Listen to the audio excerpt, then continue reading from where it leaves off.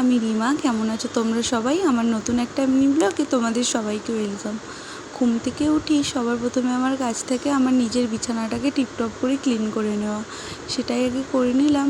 এরপর এই দুটো গাছ আমি আগের দিন সোনুর মামার বাড়ি থেকে কিনে এনেছিলাম, ওগুলোই বাপি লাগিয়ে দিয়েছিল আমার ঘরের জানালায় রাখার জন্য। আর এইগুলোই জানালায় রাখতে গিয়ে হয়ে গেল একটা ছোট্ট অ্যাক্সিডেন্ট, হাত থেকে গাছটা পড়ে গেল।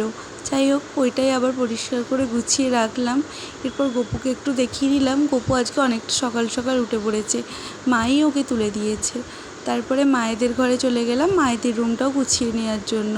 মা সকালবেলা উঠেই নিচে চলে যায় নিচের কাজগুলো করার জন্য, আমি উপরে ঘরগুলো গুছিয়ে নিই। এরপর আমিও নিচে চলে গেলাম ফ্রেশ হতে। ফ্রেশ হয়েই নিচের রুমগুলো ঝাঁট দেওয়া ছিল না, তাই নিচের রুমগুলো আমিই ঝাঁট দিয়ে দিলাম। নিচের রুমগুলো ঝাঁট দেওয়ার পরে আমি চলে গেলাম আমার আর বোনের জন্য চা গরম করতে। আমাদের জন্য চা করাই থাকে, একটু গরম করে নিতে হয়। মা আর পাপি যেহেতু অনেকটা ভোরে ওঠে আর আমরা অনেকটা বেলায় উঠি, তাই চাটা একটু গরম করে নিতে হয় আমাদেরকেই। তারপরে চাটা গরম করে চলে গেলাম ঘরে একসাথে বসে চা খাবো বলে। এখানে বোন আমার জন্য অপেক্ষা করছিল। দুজন মিলে সিরিয়াল দেখতে দেখতে চা খাই সকালবেলাটা। এখানে চা খাচ্ছিলাম, ওর সাথে চলছিল সিরিয়াল। এরপর আমি চলে গেলাম কালুর জন্যে দুটো রুটি রাখা ছিল, সেগুলোই কালুকে দিতে। কিন্তু আজকে কালু আসেনি, কালুর বাচ্চাটা এসছে, ওকেই রুটি দুটো দিয়ে দিলাম।